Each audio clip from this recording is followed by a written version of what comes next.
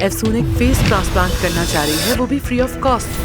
हाँ, मैं ऐसा ही चाहती हूँ। उस आदमी के पास पैसे नहीं है और उसको जरूरत है, इसलिए हम ये करेंगे। मैं बिला मुआवजा ये सर्जरी करने के लिए तैयार हूँ। ऑपरेशन के बाद चेकअप भी करूँगा, कोई मसला नहीं। क्या हम आज रात एक साथ खाना खा सकते हैं? थोड़ा टाइम स्पेंड कर लेंगे साथ। हाँ, ये खाना आपको सालों पहले मेरे साथ खाना चाहिए था। वो खाना जो आपने अपने काम की वजह से कभी बनाया ही नहीं। करिश्मेटिक हो, तुम्हारे अंदर कुछ है। कोई चालाकी करते हो तो जहरीले सांप लगते हो। क्योंकि तुम मेरी नुमाइंदगी करती हो तो थोड़ा अपने हुलिये पर जरा सा ध्यान दो प्लीज। तुम मेरे पास आओ और अपनी शख्सियत में निखार पैदा करो। आज शाम का खाना हम तीनों साथ में खाएंगे।